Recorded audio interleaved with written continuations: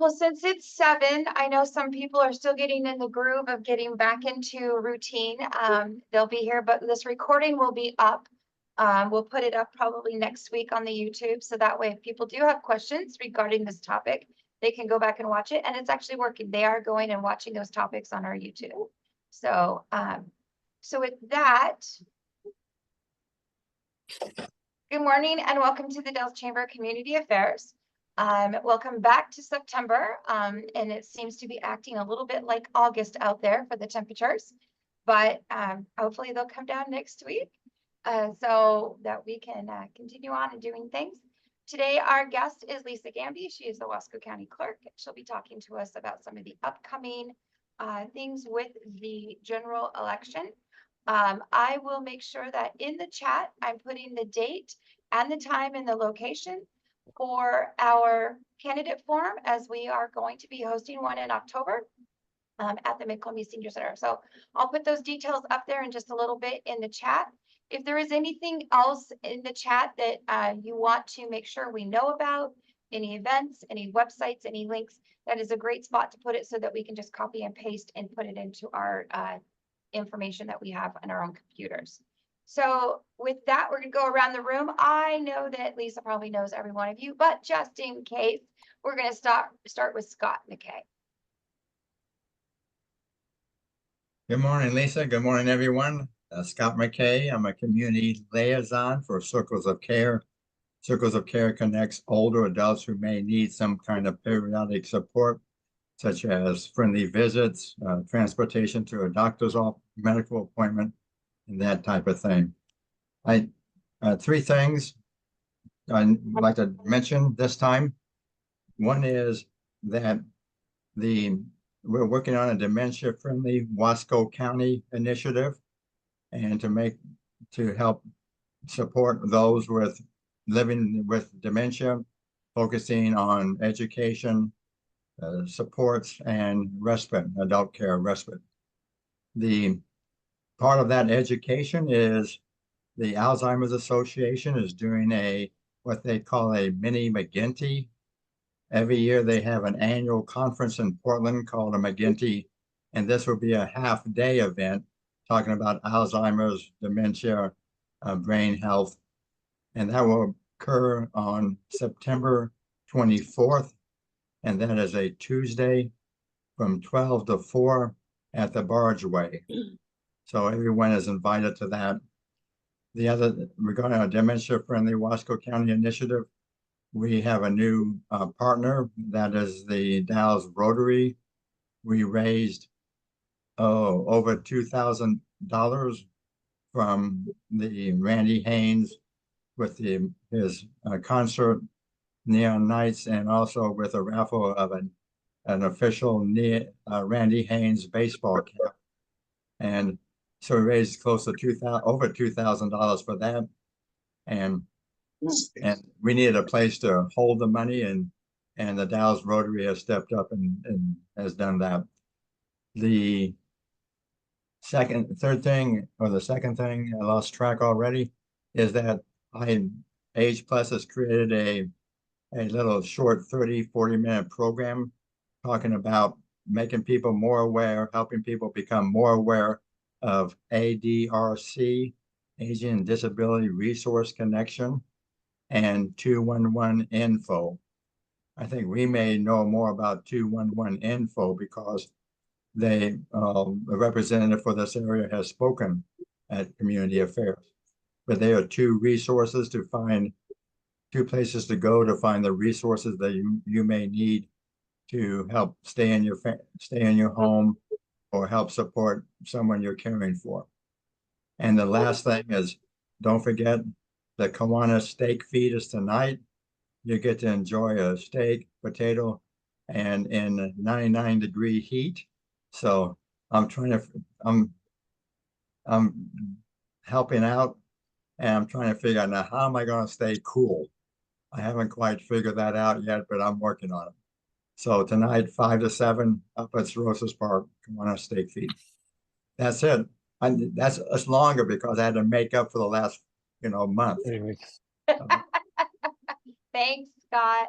Corliss. Good morning, everyone. Corliss Marsh. I'm with Habitat for Humanity. And upcoming, we're going to be building hopefully next in Hood River. Yeah. So look forward to that. And we're excited about it. With the library, we're having a book sale in 2 weeks on the 21st, and I'll put it in the chat. And then I'm also with the Senior Center. And so their Senior Center has a month full of activities. Classes have started up. I'm starting to teach Tai Chi again. So come on down.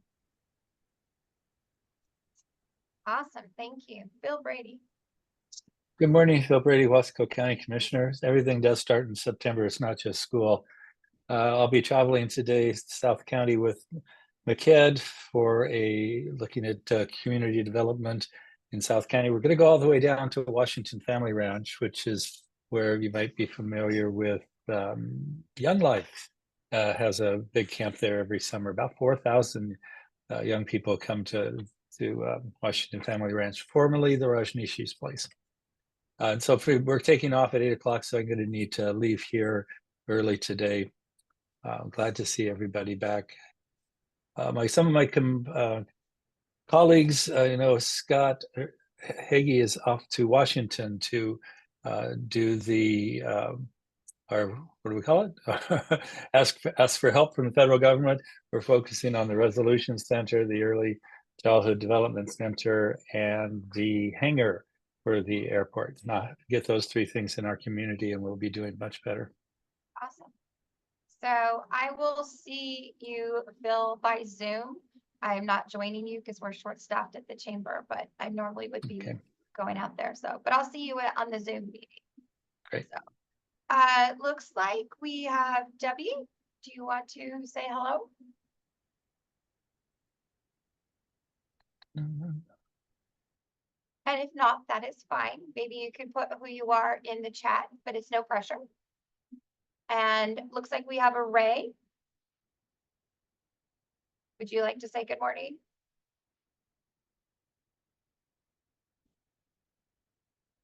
And how about Colleen Ballinger?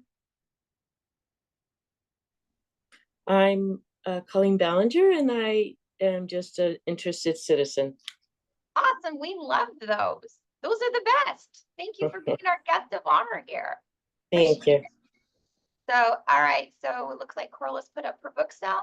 So I am going to turn it over to Lisa Gambee and let her do things. And I will try to catch any questions and make sure that they get addressed while you're speaking and sharing.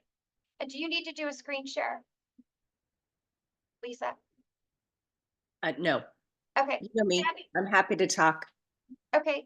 And hang on just 1 second. Debbie, did you want to introduce yourself? She was on just a moment ago. I think most of us know Debbie. It's Okay. Debbie Kerr. She's works on the beautification committee for the city of the Dalles and has worked with me on the sustainability committee. That wasn't what we called it, but anyway. Okay, and I think she's also been on the budget committee for the city, if I'm correct. Probably. So anyway, thank you and welcome, Debbie. We appreciate you being here.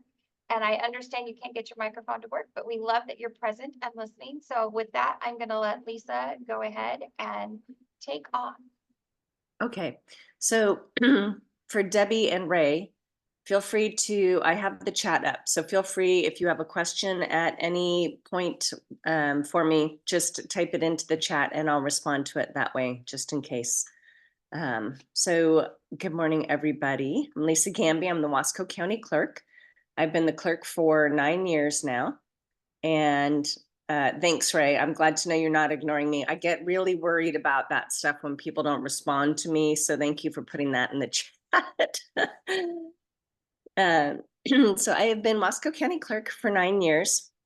And this is my last term. The term that basically the shift of what they call the shift of transfer of power happens always on the first Monday in January. So for instance, whoever is sheriff, treasurer, county clerk, and commissioner for the county, those positions take effect on January 6th this year. It technically happens at midnight, so we get people sworn in beforehand so that they have the authority to be able to immediately jump into whatever situation might be happening. That will also be the case for Jill Amory, who was our assessor. That position was elected at the May primary. So those are the county positions, and same thing, city, any of those, soil and water conservation district, Chenoweth PUD, North Wasco County PUD, those are all on the ballot this time. And everybody takes office in the first Monday of January, and that's a statutory requirement. So Chrissy Zog is the only person filed for county clerk. So for all intents and purposes, she will be the next county clerk. Most people don't try and run write-in campaigns against clerks because at this point, we're not sure who wants the job with all of the additional work that can come along from people who are not entirely sure that we are doing our job correctly. So for instance, this past May, we had a very tight contest with the district attorney's office. Those candidates ended up, Kara Davis won by 60 ballots against Travis Marston. And the hand count audit, we always do a hand count of ballots, a certain percentage of them as directed by the Secretary of State's office after every statewide and federal election. So what that is doing is that ensures that our tabulation machines are counting the ballots correctly. But what we're doing is having a team of people look at those ballots, the actual ovals by hand on the physical ballot to confirm that those matches happen. So the hand count audit went through and we had no changes, but the candidates still asked for a demand recount. And this is what can happen after if a candidate is really not sure that the things were done correctly, they can ask for what's called a demand recount because they are in essence demanding that recount happen. And they can choose to have, I think it's 3% of ballots counted. They can choose to have, more like 50%, or they can choose a full demand recount. And that means that they can ask you to recount every single ballot. So we had a full demand recount and we hired 2 teams of people. Corliss Ray, who is on here, was one, Corliss Marsh was, sorry, I'm looking at Ray's thing right below it, was one of those team members. And we counted just under 7,000 ballots by hand and had no change in our vote totals. So while I was not necessarily thrilled to be taking 2 full days out of what could have been used for other work, I was glad that there was no change, and hopefully that just continues to reassure people that we are doing our job correctly. So any questions about hand count or demand recount? If I may go off topic, it's a credit to you and the organization that you came in on the number. It's like having a dentist check up and saying, okay, I do everything right, but it's nice to have somebody on the outside say so. I've been following situations in Venezuela where I was a missioner living for 9 years, and having a paper trail there is, well, it's a dire situation, and the paper trail is the only record that what would be the true voice of the people. So the work here and having good facilities and good processes is very important for democracy. Thanks. So Debbie, you asked the question, who pays for the recount? In this case, because it is a nonpartisan position, the candidate is the one that has to request the demand, and the candidate is the one that has to pay the demand. In this case, it was the candidate was backed by the Republican Party here in the Dalles, and they were the ones that encouraged Travis to go ahead and do the recount. And they are the ones, his campaign are the ones that will end up paying for it. The one thing to note is in a demand recount, we can only charge for the actual time paid to people outside of our office. So it was a little bit over $900 that we had to charge, and that covered the time that we paid to the 4 people who were doing the counting. But we can't charge, for instance, for my time, for the chief deputy's time. It's really just the incidentals that are accompany that recount. So if we'd had to rent, you can imagine if it was a huge county, let's say you had done this in Multnomah County, right? And instead of counting 7,000 ballots, now they're trying to count, 100,000 ballots.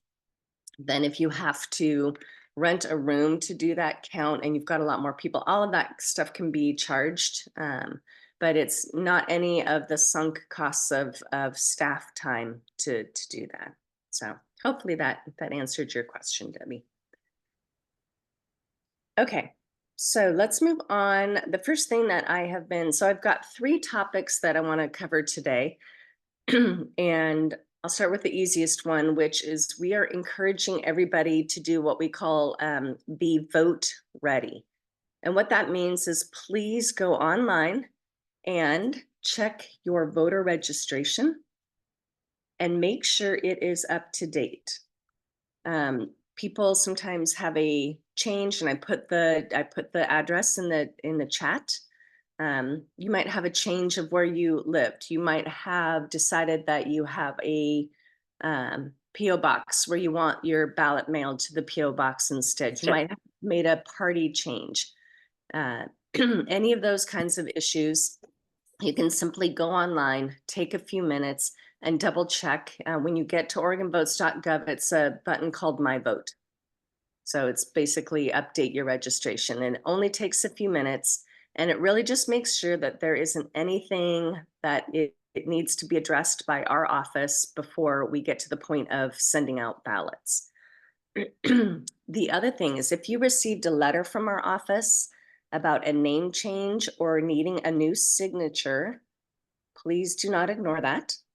We do need an actual new signature, and we need that by a written paper card, right? So if you had a name change issue where we need a new signature, or we couldn't match your signature, or we said we accepted your ballot this last time, but your signature's changed, please come give us a new one. All 3 of those situations are ones where you're going to want to come down and address that with us, because then you're not in the middle of the election and us contacting you by letter saying, hey, we can't match this. And there's several reasons why people's signatures wouldn't match. So the first one, young voters, right? At the age of 16, when you go into DMV and you go to get your permit, you can get registered to vote, right? But they're signing a pin pad, right? And they're usually signing it kind of sloppy. And then suddenly their ballot comes and they've decided, oh, this is my first formal thing. And I'm going to go ahead and I'm going to sign my ballot really formally, right? We can't match those oftentimes. There's only certain components, and we're trained in forensic handwriting analysis. So we do learn how to really say, is this somebody or not somebody's vote signature.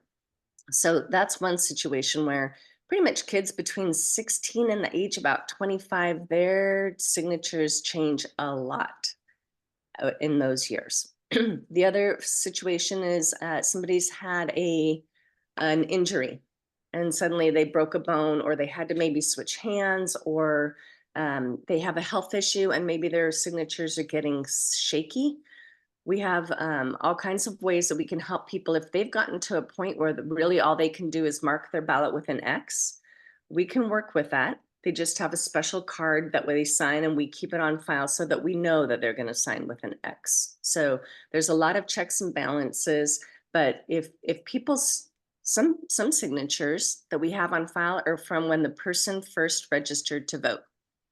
So imagine you were 18 and you filled out that registration form and you haven't filled out a new one since, right? So now it's 40 years later, maybe. And your signature has changed. And so it's not that your signature is vastly different from how you sign it every day. It's that what we have to compare it against on file is now 40 years old. So variety of reasons, and anytime that we get somebody you know, fortunately, people are good about coming in and they're not, sometimes they're upset. And then we explain, hey, it may not be you, it might be us and what we have on file. And that's why we're asking for it. But when people realize we're doing this so that we have an absolute opportunity to make sure that your ballot gets counted without kind of any hitches, that's one of the big things, is making sure the signature matches. So any questions about that? Yes, Lisa, I do have a question. All of us have probably received some emails saying that we owe some money to taxes or something, and we started to learn these are scammy things. Are there scams happening out there related to elections? And so what would you say about that problem? Yeah, there is a lot of, thank you, Phil. So mis and disinformation is rampant, right? And some of it is people just repeating misinformation, not realizing that it's misinformation.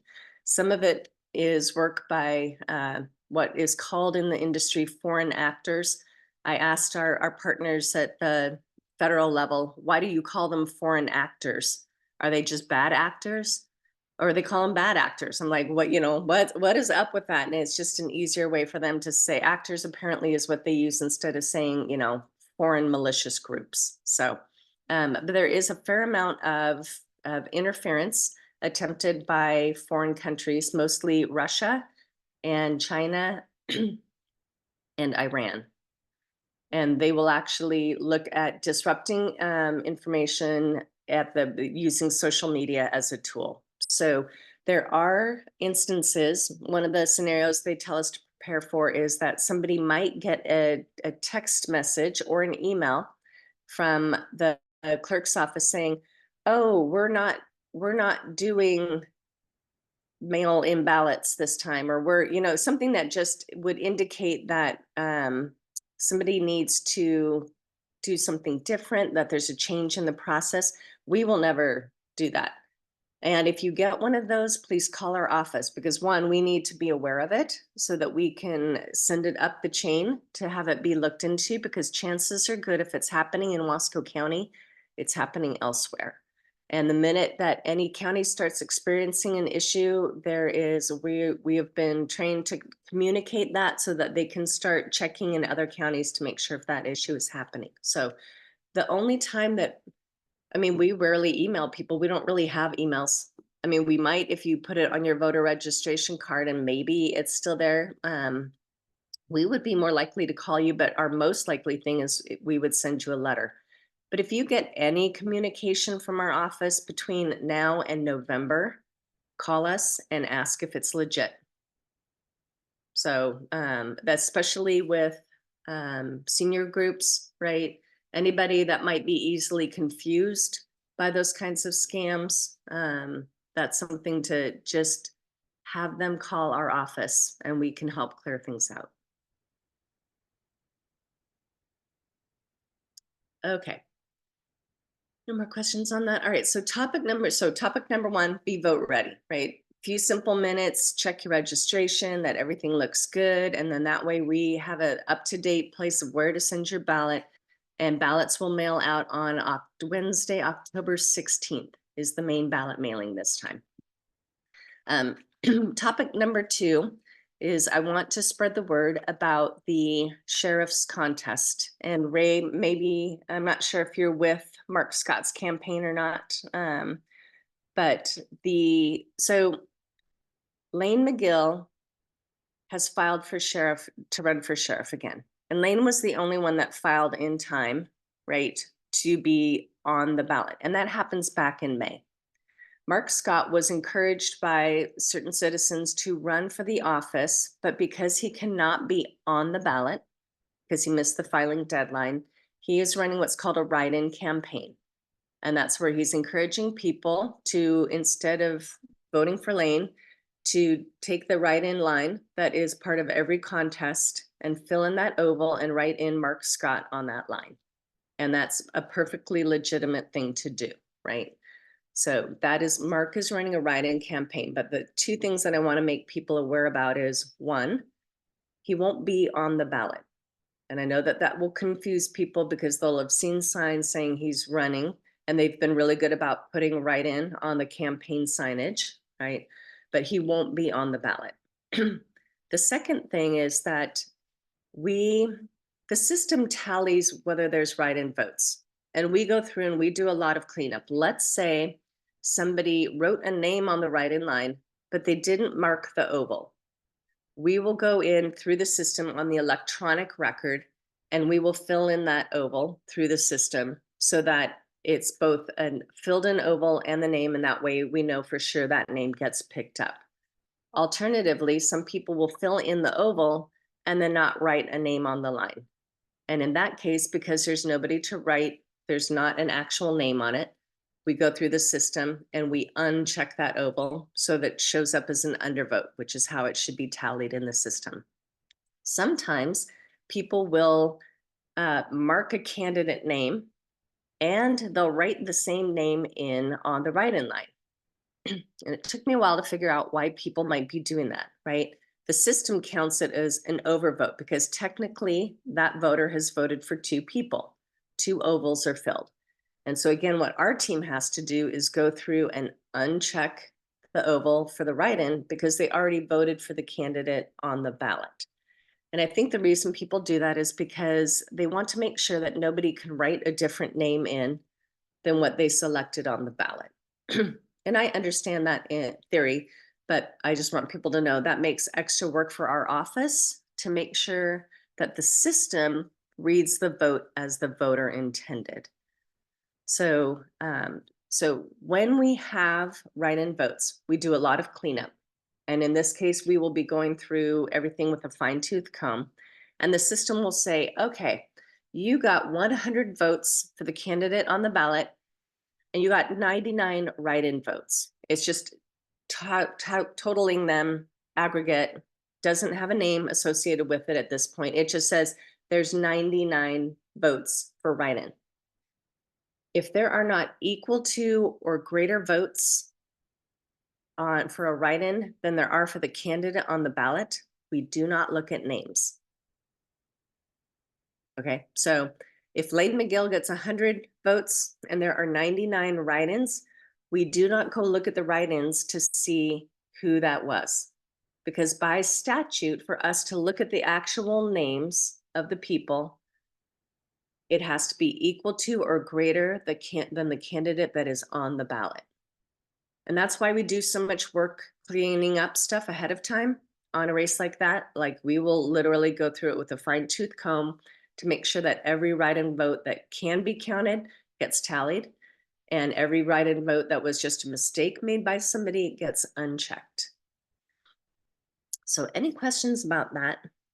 Because I know that the first question we'll get from people when ballots come out is, why is Mark Scott not on the ballot?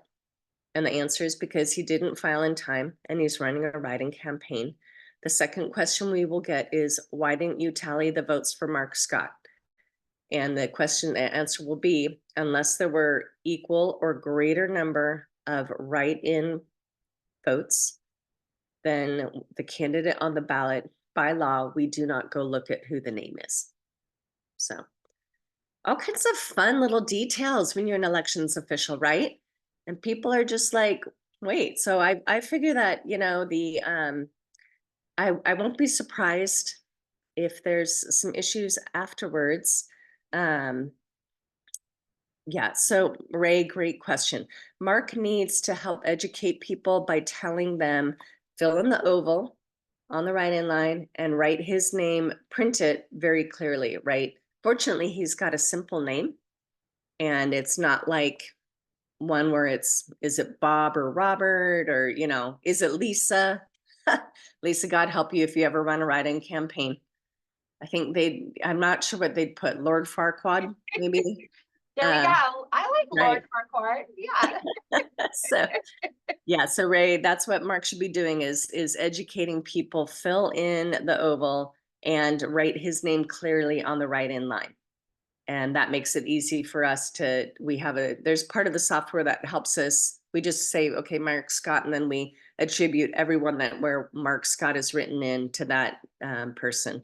And, you usually get a few other write-ins as well. There'll be some random things, but the main thing is that unless there are equal to or greater number of write-ins, our office doesn't even look at them.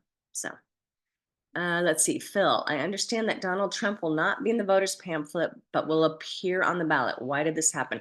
Okay, great question. Actually, so Ray, if I didn't answer your question, feel free to put another one in. So Trump not being in the voters pamphlet, it was the same issue in May. State voters pamphlet is a voluntary action by the candidate. It is the candidate who chooses whether to put in a candidate statement. Same thing with measures. Columbia Gorge Community College is putting a bond on the ballot. And in that case, they had to, well, they were allowed to put their bond in the state voters pamphlet. And we had to do some work around that. But candidates choose whether to put in their statement or not. And the Secretary of State's office contacted the campaign repeatedly, and they declined to put an ad in the state voters pamphlet. A statement is really what it's called, not an ad, but technically my marketing background kicks in. It's like an ad, it's their own statement. So he is not he'll be on the ballot, but there will not be a statement about it. And it costs money to put it. So you can imagine if you are having to do that across the United States and you're fairly confident that people know who you are, you might not choose. But it's not a conspiracy. It's not that anybody was suppressing it. It was simply his campaign did not choose to put a statement in the voters pamphlet. Okay, anything else on that front? All right, so third thing, let me check my time. Good, we're still good on time. That'll leave lots of time for questions. I want to talk about ranked choice voting. All right, so this is a measure that got referred to the ballot by the legislature and ranked choice voting advocates in the last legislative session. And when it was clear that that was their choice, you can either choose to work to have that legislation written and passed, or you can decide that you're just going to strictly refer it to the voters. And so it's measure 117, and it will be on the ballot. And I am here to caution about it. And I will preface this statement by saying my office, we are concerned with the mechanics of elections. We are not about the politics of elections, right? What we tell people is we don't care how you vote. We care that you vote.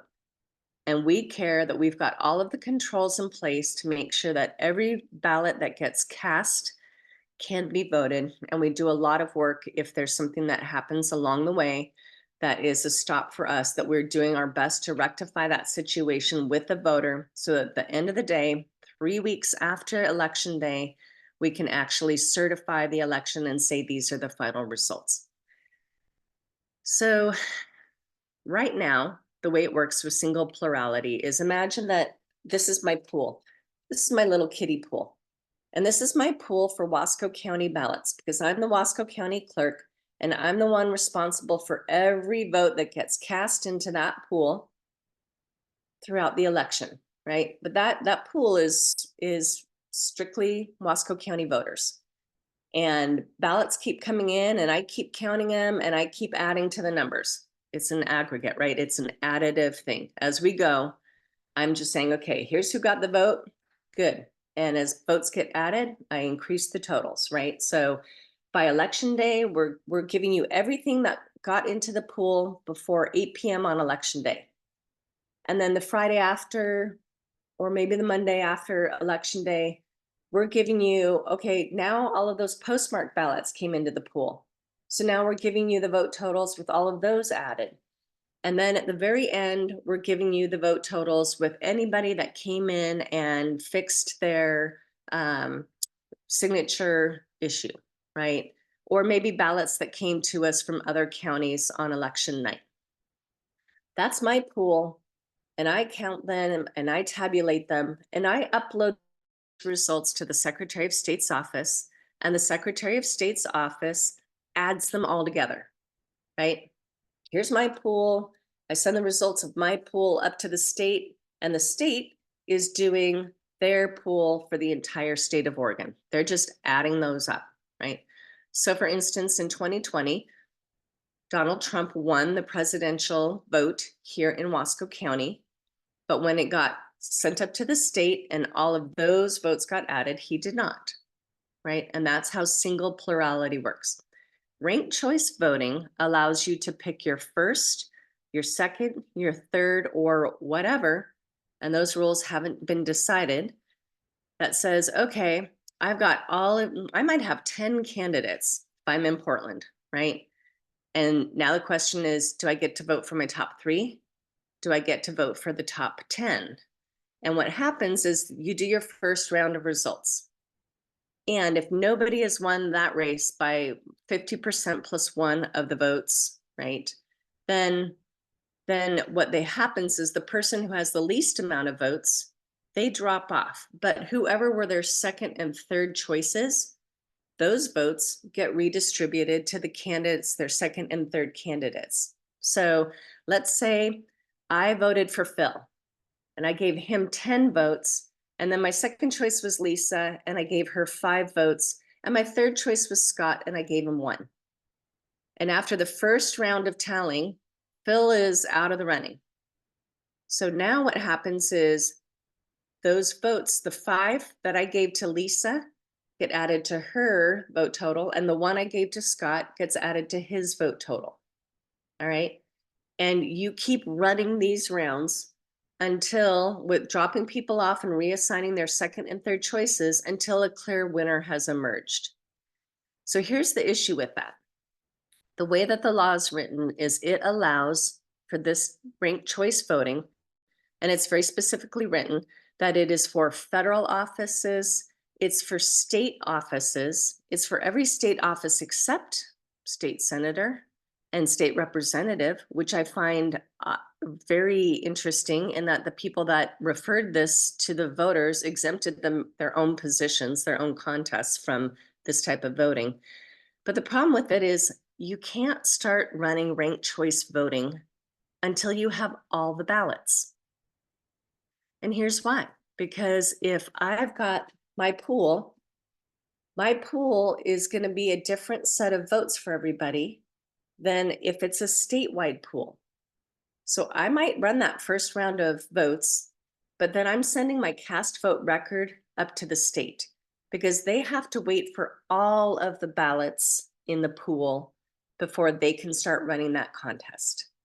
I mean, they might do some preliminary stuff, but again, if there's no clear winner, and even if there's a clear winner maybe in my area, it doesn't mean if it's a state or federal contest that my area, just like Trump won in my area but didn't win in the state, with ranked choice voting, you have to have all of your ballots in the pool, and the pool has gotten much bigger. Bye, Phil. Have a good visit down south.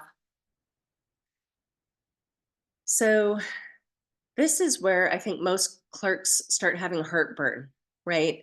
Is because we're no longer doing the tabulation of the votes, or certainly not the tabulation of any vote that's using ranked choice voting.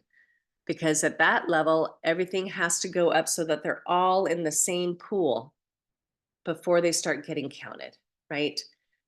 So that's the biggest thing. I already get under fire for the fact of what I do at my level, right? And when I take everybody through stuff, when I really take them through all of the controls we have in place, how we run things, what I'll get, the best I get is, hey, okay, I trust you, but I don't trust anybody else, right? So now imagine that I'm going to have to say, hey, so sorry, I didn't really tabulate that contest.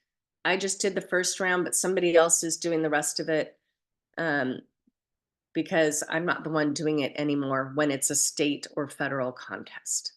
So let me stop there and see what questions people have. Does that generally make sense that there's, single plurality vote? I'm Wasco County. I got my pool. My pool is separate and distinct from any other pool, and I'm good to go. Ranked choice voting If it's a state or federal contest, it's not my pool anymore. My pool gets sent up to the Secretary of State's office, the elections division, or whoever they hired to do it. And then they're the ones that are running the results. The other thing to note, sorry, Lisa, you look like you were maybe going to say. I'm just still processing it. Like, sounds like a mess. You know, and here's the other thing. It's expensive, right? Because every county would have to get new software, because we've got 4 different vendors and they all process their data a little bit differently with the system they have. So one of the things is we'd probably all have to get on the same type of software so that those results can be aggregated successfully. It takes up more space on the ballot, right? As you can imagine, now I've got 3 names down the side and I've got columns going across to rank first, second, and third, or whatever, right? It takes up a lot more real estate, and there might be 2 pages to a ballot now instead of just 1. So then that brings in issues of control. For instance, if Scott and I are voting at home together and he puts his first page of his ballot, like they scoop it up and the 2 first pages of the ballot end up in his envelope and the 2 second pages end up in my envelope. Can my office count that? Because technically it's 2 votes in the same envelope and we don't let that happen. It's one of the things that's a reject in our office. When we open it up right now, there should be 1 piece of paper. And if there's no paper or 2 pieces of paper, it doesn't get counted because you can't have somebody voting twice. So there's that issue now. What happens when there's more than 1 ballot? Another unintended consequence is that what happens if you mistakenly put your vote in the wrong column? Let's say by the time you've gotten to your 4th choice, you have hit the wrong one, right? So then how does that get corrected? There's just a lot of issues around the control from a mechanics side of this. And so the group that has put it forward really truly believes that, yes, Debbie, sorry, I'm reading it. Yeah, the results would get delayed horrendously. And it's not just 1 week. There is, like I said, there's 1 week for postmark ballots to come in, but then there's another 2 weeks that we have, which is called the challenge period.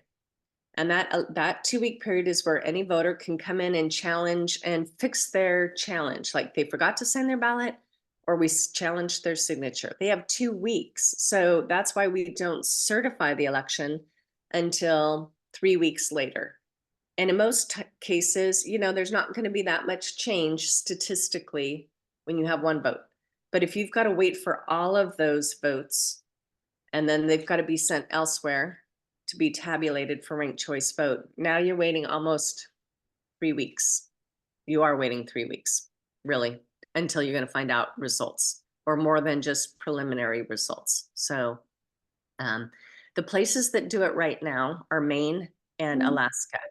And what's different about both of those states is they already send all of their ballots to the Secretary of State's office to be tallied. Oh, So whereas we do it at the county level and then it gets aggregated at the state level, in those 2 cases, they already have a centralized tally system.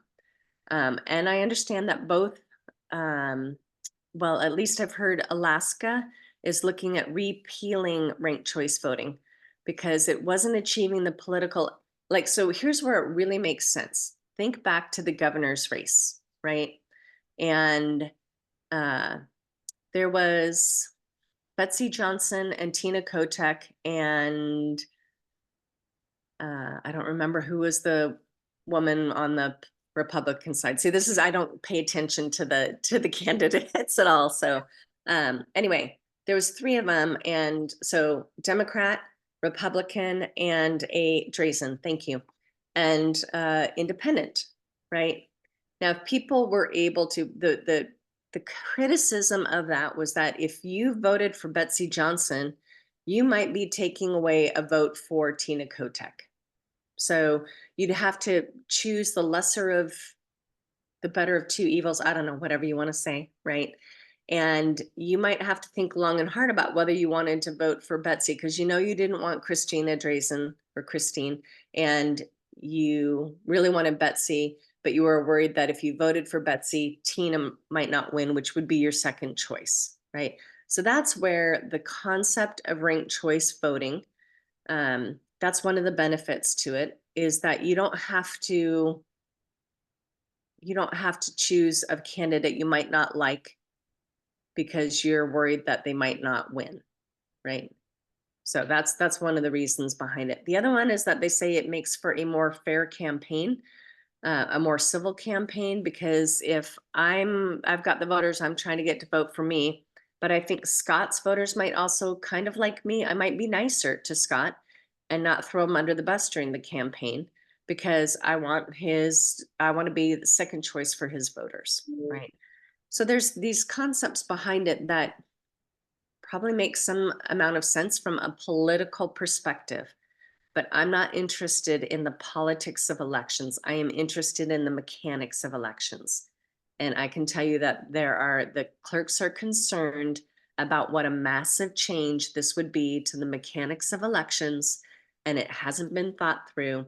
And if all you do is listen to the advocates, you will think that it is the next best thing next to sliced bread, and they have never run an election in their life. And even the state reps that are promoting it, they don't know how to run an election. They haven't been in our offices. So I'm just asking people to really do research, Yeah. because I have heartburn about it, and I'm not even going to have to run it, right? I won't be clerk at that point. And I felt a little bit bad for Chrissy Zog, knowing that there's a high likelihood that she's going to have to figure out. I mean, the whole state's going to have to figure out how to deal with it if it passes. It already exists in Multnomah County. City of Portland decided that they were going to pass an ordinance, and this is the form of voting, and they didn't really even ask Multnomah County before they made that choice. And Multnomah County has been scrambling to be able to figure out how to do that, especially because City of Portland votes actually go through 3 counties. There's small parts of both Clackamas County and Washington County that are within the City of Portland limits. So it's going to be expensive. I think it's going to be confusing to the voters, and it basically puts the mechanics of elections at a risk level that makes me highly uncomfortable. And I'm one of the few clerks that can really say, you know what, because I'm elected and I'm not running again. So I can be the one that says, Yeah. really do your research. And I get it if you like it, but try and separate the politics of it from the mechanics of it. And that's where my heartburn is totally So sitting. you said some of the state senators are behind this. Is there an organization besides that who's behind this initiative? Yeah, there is a ranked choice voting committee or something. If you just Google Measure 117, Okay, I think, and there's a lot of articles that are starting to come out about it in the paper. I think this Friday there is, I think maybe it's the Oregonian that is having the advocates on, and they were asking whether some of the people, some of the clerks who we're putting a statement in the voters pamphlet by those of us who are elected and can do this. Because if you're just a public employee, which some of the clerks are, they're not elected, you can't really talk about this other than to just be very Right. neutral with your facts. I can actually be much more direct about the concerns. So okay, great. Yeah. I will do some looking on that, and then we'll make sure that that is at the candidate forum also, because we discussed measures at the forum. I know that we will be talking about 118 also, which is another additional tax similar to the cat tax with no exclusion. So more money out of our businesses with direction to only go through the general fund. It's not even for a certain purpose. It's just to the general fund. And it's going to wipe out our businesses. It's going to cause another inflation is what it will do. So we'll make sure that we have a for and against, pro and con on each of those measures that are on that ballot so that we can educate people at the candidate forum. So I may call on you for that piece of it. Yeah, I'm happy to do that. Ray, you sent, does our office put out any educational videos in regard to some of these important tips, such as writing candidates or making sure signatures match, et cetera?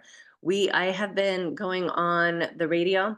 I spoke with Mark Bailey the other day. I spoke with, I put a newspaper article in the Columbia Gorge News. I'm going to be on KODL at the end of the month. We have talked about whether or not it would be good to have a how to mark your ballot session, maybe at the senior center. And Corliss used to do this when she was a PCP. In fact, Corliss prides herself on Precinct 4 being some of the cleanest voting out there because she used Precinct 3. Precinct 3. Okay. You know, redistricting happened in between, but yeah.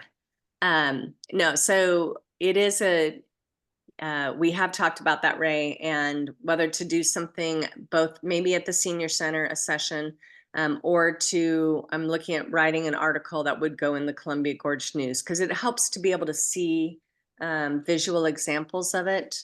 And so we can look at pulling some stuff that says, do this, don't do this, that kind of thing. So. Awesome. I was just curious, help spread that information to ultimately make it less of a headache and help educate folks as much as possible. Yes, absolutely. I agree. Debbie, just FYI, none of the groups I'm part of are endorsing RCV, and people who are engaged are aware that these are concerns. Thanks for sharing this info. Yeah, you know, it was funny because I think it was maybe a year ago that really we first started talking about ranked choice voting. Like it was first starting to kind of float up into the, hey, let's look at this. And, you know, everybody was excited about it. Bye, Ray. Thanks for coming. And so, yeah, I cautioned then that it wasn't really, that there were some concerns. And the group that passed this to the voters, really, I think part of that strategy was so that they did not listen to the concerns that the clerks presented during the legislative process and decided just to refer it to the voters. So the legislative process, I'll have to say, is one of my most disappointing things that I have learned in becoming a government employee, and just seeing how that I would say works, but really doesn't necessarily work.